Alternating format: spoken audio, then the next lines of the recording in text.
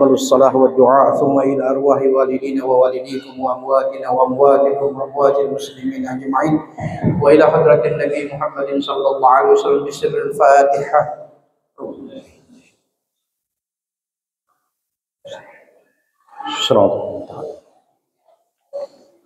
Bismillahirrahmanirrahim. Assalamualaikum warahmatullahi wabarakatuh. Alhamdulillah alladhi 'allama al-insana ma lam ya'lam. Ashhadu an la ilaha illallah wahdahu wa ashhadu anna Muhammadan 'abduhu wa rasuluhu wa la nabiyya ba'da. Allahumma salli wa sallim ala sayyidina Muhammad ibn Abdillah wa ala alihi wa sahbihi wa mawalah, amma ba'd. Tentu hal pertama yang indah adalah puja dan syukur kehadirat Allah Subhanahu wa taala. Limpahan izin, inayah dan karunia-Nya kita semua berkumpul, berkhidmat, berjamaah di masjid yang indah dan mubarakah ini. Pun demikian salawat dan salam sebagai tanda bukti dan cinta kita kepada Nabi Muhammad sallallahu alaihi wasallam adalah seindah-indah dan seharum-harumnya salawat dan salam kepada baginda Rasulullah sallallahu alaihi wasallam, juga kepada keluarga dan sahabat-sahabat beliau. Yang saya hormati pembina Sayyidul Ayyam Ustadz Haji Rizal Kasim MSI, para pengurus majelis-majelis yang hadir, Sahibul Bait Bapak Imam Masjid Al-Abrar, Ketua Badan Ta'mir, para pengurus Masjid Al-Abrar, pemerintah yang saya dengar tadi ada staf khusus kalau saya tidak salah, para pejabat di lingkungan pemerintah kota dan pemerintah provinsi yang saya hormati yang hadir pada kesempatan yang indah ini. Hal yang ingin disampaikan pada kesempatan beberapa menit hari ini, yaitu kalau lihat tema masih berkaitan dengan apa ya? Zulhijjah yang akan dirangkai dengan datangnya tahun baru Islam atau disebut dengan 1 Muharram.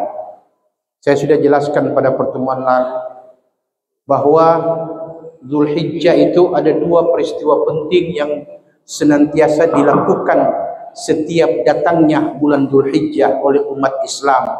Yang pertama yaitu perintah mengerjakan ibadah haji di bulan Zulhijjah. Kemudian kedua yaitu perintah merayakan datangnya hari kurban, disebut Idul Adha. 2 peristiwa ini adalah merupakan perintah dan ajaran agama Allah melalui lisan nabinya yang mulia, Nabi kita Muhammad sallallahu alaihi wasallam. Itu sudah dijelaskan. Kemudian ada yang ingin saya sampaikan kepada, khususnya kepada kita semua. Saya mau tanya, pernah tidak ibu-ibu mendengar kata-kata wanita karir? Ada? Ada di sini wanita karir? Oke. Ada tidak ibu-ibu pernah mendengar namanya wanita bekerja? Ada. Ada tidak kata-kata wanita ibu rumah tangga?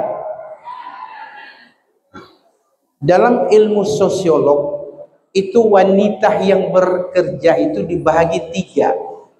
Yang pertama disebut wanita karir. Yang kedua wanita bekerja. Yang ketiga wanita yang mengurus rumah tangga, disebut ibu rumah tangga. Nah, pernah tidak ibu-ibu mendengar kata-kata ihdat wanita karir? Pernah dengar? Saya ulangi, ihdat wanita karir. Apa itu ihdat? Ihdat itu artinya larangan bagi wanita karir. Kenapa mesti ada larangan Ustadz? Kalau cuma dengar judul, kayaknya tidak setuju adanya wanita karir. Tapi kata ihdad itu berkaitan dengan kata iddah. Jadi wanita karir yang bekerja semasa suaminya hidup, dan atas izin suaminya, kemudian tiba-tiba suami meninggal. Apa ibu? Suami meninggal. Maka bagi wanita karir ada dua hukum yang berlaku sesudah suami meninggal. Yang pertama disebut ihdad, yang kedua disebut iddah. Apa itu ihdad? Yaitu wanita karir yang baru ditinggal mati oleh suaminya tidak boleh berhias, tidak boleh pakai make up, bersolek apalagi, dan apalagi bila memakai pakaian-pakaian yang bukan pakaian biasa. Itu hukumnya haram. Tapi ibu jangan dulu lihat muka-muka kemari, muka-mukanya dah sadar, karena kita belum jelaskan. Wanita karir adalah wanita yang bekerja di luar rumah untuk menambah penghasilan dan pendapatan rumah tangga. Betul tidak? Oke. Sekarang suaminya meninggal. Wanita karir dilarang, diharamkan oleh agama berhias, memakai bedak, memakai lipstik, memakai wangi-wangian selama 4 bulan 10 hari. Berapa ibu? 4 bulan 10 hari. Tapi itulah agama mengatakan ada pula yang disebut wanita karir yang diberi pengecualian. Contoh, selama berumah tangga, pendapatan istri dari usaha karirnya itu ternyata yang menunjang pendapatan biaya belanja rumah tangga. Berarti tulang punggung ada sama siapa? Ada sama siapa? Sama istri. Walaupun istri tidak punya kewajiban mencari nafkah, tapi dia bekerja dengan niat ingin membantu pendapatan dan penghasilan suami, maka itu dibolehkan oleh agama dengan catatan ada aturan-aturan yang harus dipakai. Wanita karir dibagi dua ibu. Ada wanita karir yang tidak membutuhkan penampilan, dan ada wanita karir yang membutuhkan performance. Contoh yang membutuhkan performance seperti artis, apalagi seller, apalagi ya, coba ibu, penyanyi, ya artis lah, penyanyi, apalagi ya, sekretaris yang bekerja di kantor. Mereka ini membutuhkan penampilan performance, sehingga ulama-ulama kontemporer mengatakan mereka dibolehkan untuk tidak berlaku hukum ihdad, tapi dengan catatan minimal 3 hari mereka itu berkabung, tidak berhias, tidak berpakaian yang ada tata riasnya, minimal 3 hari. Itu bagi wanita karir yang bekerja, yang membutuhkan penampilan yang sesuai penampilan Islami. Bisa dipahami nih Bu? Jadi jangan dikatakan penampilan di sini berarti pakai rok pendek, karena seller dan sebagainya. Tidak seperti itu. Yang Islami. Ada lagi wanita karir yang tidak membutuhkan penampilan ibu. Contohnya seperti apa? Wanita yang bekerja di farmasi, laboratorium. Apa dia perlu penampilan? Sedangkan hari-hari dia berurusan dengan obat di dalam. Wanita karir yang tidak membutuhkan penampilan seperti penulis buku, dia bekerja di rumah, ya, dan sebagainya. Wanita karir seperti ini wajib berlaku hukum 4 bulan 10 hari, tidak boleh berhias diri. Jadi terbagi dua. Ini ibu, tolong diperhatikan, karena masa sekarang orang sudah tidak peduli lagi dengan hukum-hukum agama Allah. Padahal ingat ibu, ingat saudara-saudara, di yaumil mahsyar akan ditimbang mana dosa dan mana amal. Kalau orang beramal mendatangkan dosa, berarti golongannya adalah kerugian.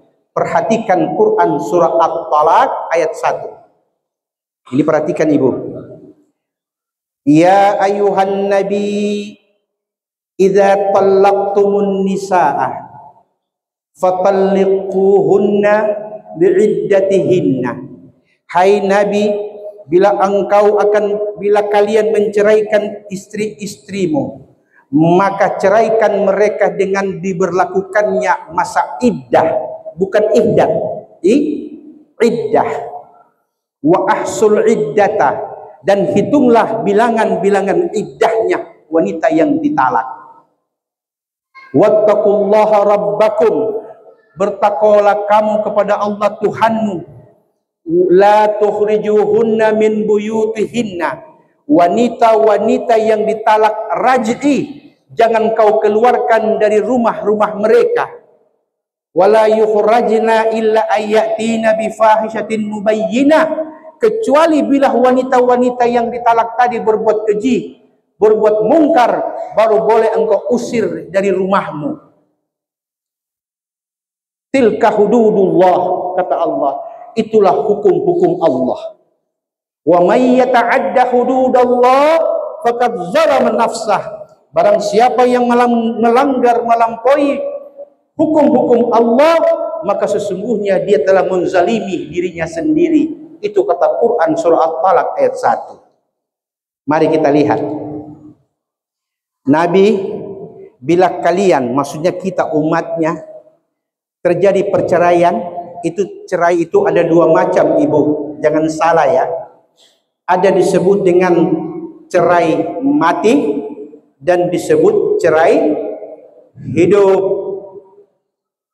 Yang cerai hidup ada dua macam lagi. Ada namanya talak raj'i dan ada namanya talak bain. Apa itu talak raj'i? Yaitu talak yang dijatuhkan oleh suami kepada seorang istri dua kali. Pertama, dia ceraikan. Kemudian ada masa iddah. Apa itu masa iddah? Masa menunggu hari. Bagi wanita yang dicerai oleh suaminya dengan talak satu, dia wajib menunggu selama 3 bulan tambah 10 hari atau 3 kali suci. Kata Quran, al-mutalaqat yatarabbasna bi anfusihinna salasata quru'. Wanita-wanita yang ditalak wajib menahan diri untuk tidak menerima lamaran laki-laki lain selama 3 kali suci. Pertanyaannya adalah, Ustadz, selama saya ditalak satu oleh suami saya, apakah saya boleh keluar dari rumah? Quran surah At-Talaq ayat 1 mengatakan, jangan kau keluarkan mereka dari rumah-rumahnya. Artinya rumah dengan suaminya, bukan rumah mertua. Bisa paham ini? Nah, sekarang yang jadi pertanyaannya adalah, selama menunggu 3 kali suci, karena saya ditalak satu oleh suami, bagaimana dengan nafkah? Suami yang mentalak satu istrinya selama masa iddah wajib tetap memberi nafkah kepada istri yang tertalak satu, termasuk anaknya.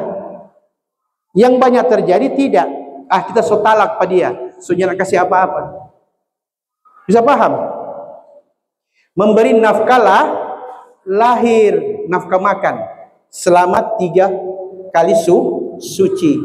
Tapi bila suaminya ingin bersama-sama tidur, tadi kan memberi nafkah lahir.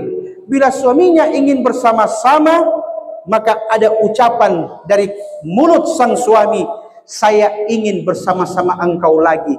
Berarti talak satu selesai, dan masa iddah selesai. Itu namanya rujuk. Bisa dipaham? Kadang-kadang jadi campur baur tuh ini. Sudah mana tu rujuk, mana tu talak satu, mana tu yang sebagainya. Ini ibu sengaja saya jelaskan karena zaman sekarang ini banyak terjadi perceraian akibat media sosial. Bisa dipaham? Ini bisa terjadi pada diri kita, pada saudara kita, pada tetangga kita, dan pada orang-orang yang kita kenal. Bila kita tahu hukumnya, maka kita mudah memberikan mereka solusi dan jawaban. Ini pentingnya majlis ta'lim. Bisa dipaham, Bu? Berikut, ternyata dalam perjalanan setelah rujuk, bertengkar lagi, suami jatuhkan talak 1 kali lagi. Aku ceraikan engkau pada hari ini, dan ada saksi 2 orang yang mendengar dan melihatnya, maka sudah jatuh talak kedua suami. Sedangkan Quran mengatakan talak yang ditolerir hanya 2 kali. At-talaqu marratan. Talak itu hanya 2 kali. Fa imsakum bima'rufin au tasrihun biihsan. Talak itu kata Quran hanya 2 kali. Kalau sudah 2 kali talak, kau hanya punya 1 pilihan. Apakah engkau akan menahan selama-lamanya sampai hari tua, atau engkau mau melepaskan dia? Karena bila tidak, maka jangan sampai kalian berkumpul kembali rujuk. Engkau sudah tidak punya hak rujuk lagi. Kenapa? Karena sudah talak 3 jatuh. Namanya talak bain kubra. Apa itu talak bain kubra? Yaitu di mana seorang wanita telah ditalak 3 oleh suaminya, dan ketika itulah suami ingin kembali kepada istrinya, agama tidak membolehkan lagi suami yang telah mentalak istrinya 3 kali untuk rujuk kembali. Bisa dipaham? Kecuali si istri dikawini oleh laki-laki lain, kemudian bercerai, menjanda yang kedua kali, baru suami yang talak 3 tadi bisa rujuk dengan wanita yang ditalak 3 tadi. Itu namanya dalam hukum Islam disebut kawin Cina buta namanya.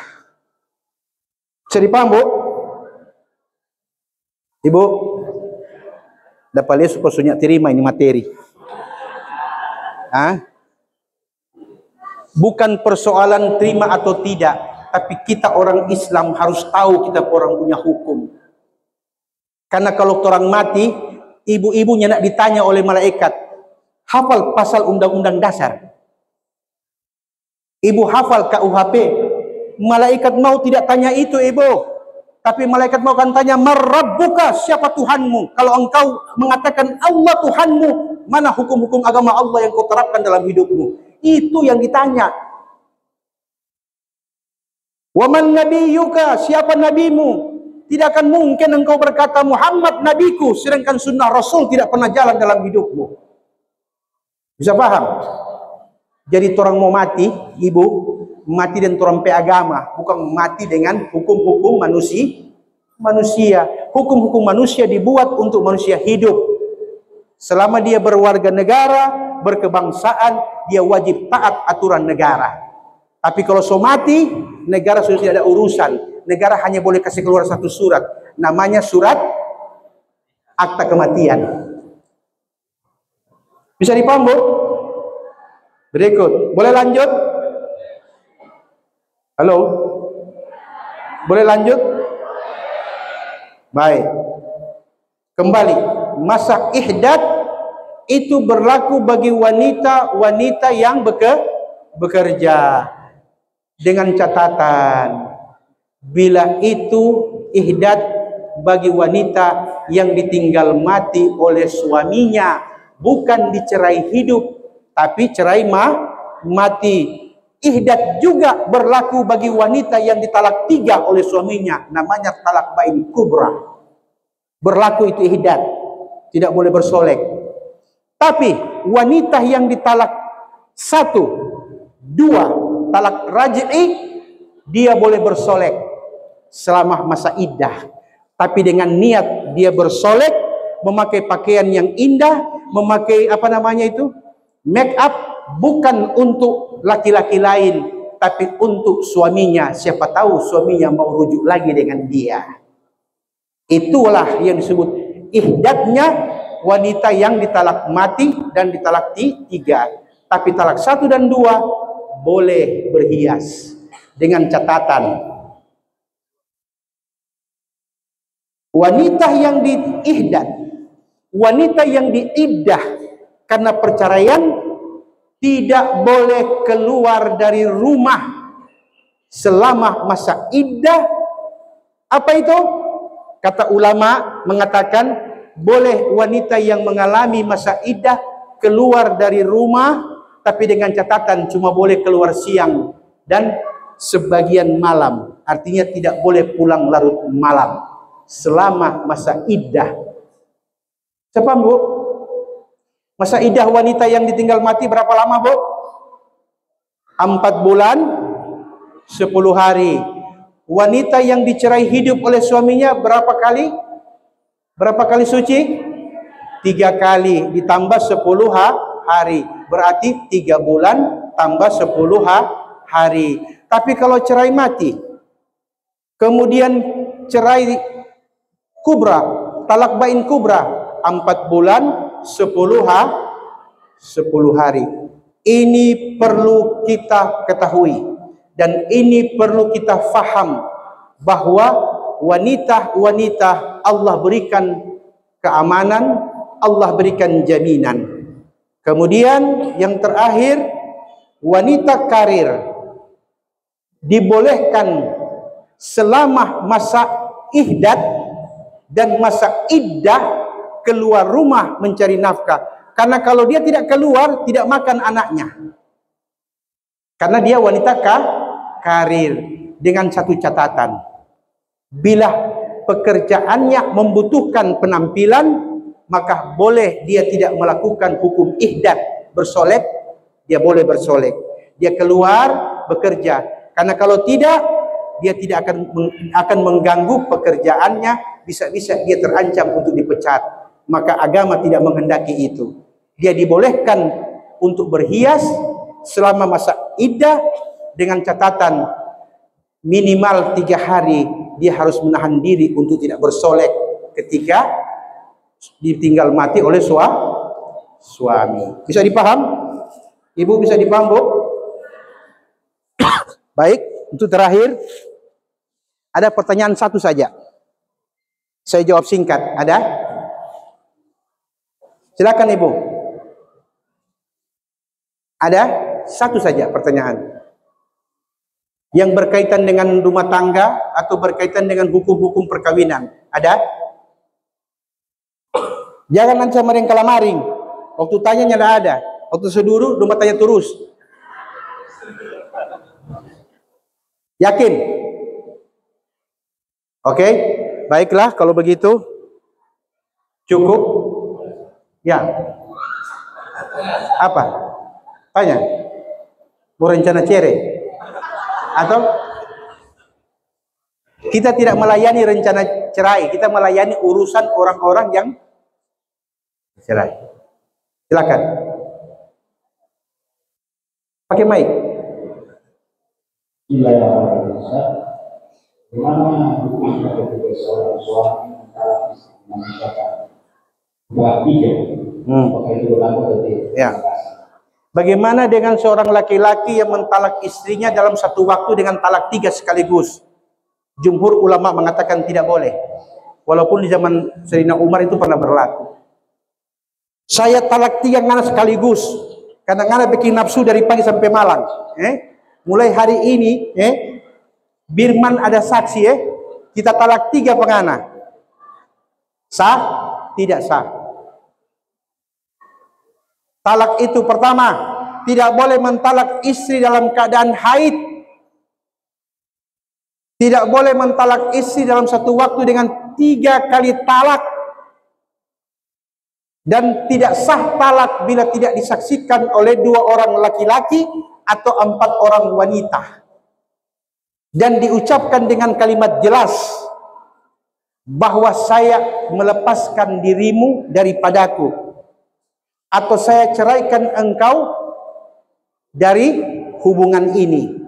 Semua kata yang merujuk pada kata pisah itu disebut dengan kalimat talak namanya. Ustadz, kita ini cuma ada sapu-sapu DP balakang. Kompas ada pegang DP rambu sama dengan kita pe mama. Kong keluar itu kalimat mama pe rambut ini kita dapat ingat kita pe mama pe rambu. Jatuh hukum zihar namanya. Apa itu zihar? Haram untuk tidur bersama lagi dengan wanita itu, karena dia sudah menyamakan istrinya sama dengan ibunya, kecuali bayar kafarat, bayar denda. Bisa paham? Jadi jangan sembarang-sembarang bilang papa itu di rumah. Jangan karena tu sayang begitu talebe-lebe keluar kalimat-kalimat yang tidak diridhoi oleh Allah. Bisa dipaham? Kemudian ingat ibu, tidak ada namanya mantan mertua. Oh, kita kok sudah cerai dengan DP laki, dengan kita pelaki DP anak. Dia kok dulu mantan mertua. Ibu, sekali ibu kawin dengan seorang laki-laki dan sudah tidur bersama sampai hari kiamat, orang tuanya perempuan itu jadi sama dengan orang tua kandung sampai hari kiamat. Jadi tidak ada istilah mantan mertua. Yang ada hanya mantan suami, mantan istri. Bisa dipahami, Bu? Jadi misalnya contoh, waktu kawin jadi berapa orang tua? Jadi dua pasang, orang tua kandung dan orang tua mertua. Nah, dia cerai lagi, kemudian kawin lagi. So jadi berapa DP mertua? Ulang lagi, cerai lagi, mau mati atau hidup, so jadi berapa lagi? Nah, itu yang disebut dengan banyak mertua. Jadi tidak ada mantan mertua, yang ada sekali mertua sampai hari kiamat mertua. Karena ada cerita, seorang ibu punya anak gadis berusia 13 tahun. Karena orang-orang dulu kawin muda, sehingga mamanya si wanita tadi masih kelihatan umur 30-an. Bisa paham? Anak gadisnya umur 13 tahun, 15 tahun. Orang tuanya, ibunya, waktu kawin dengan anaknya, tiba-tiba cerai.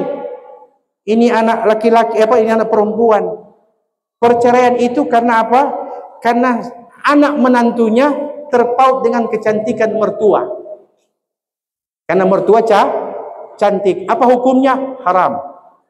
Sekalipun dia alasan cinta, dia sudah ceraikan anaknya dengan rencana mau kawini mertuanya, itu sama dengan hukumnya. Allah katakan mengawini ibu kandungmu sendiri. Bisa dipahami ini? Hukum-hukum seperti ini perlu disosialisasikan supaya orang paham mana itu yang tidak boleh dan mana yang boleh. Bisa dipaham, Bu? Oke, wabillahi taufiq wal hidayah. Assalamualaikum warahmatullahi wabarakatuh. Selalu semangat lagi bersuar-suar.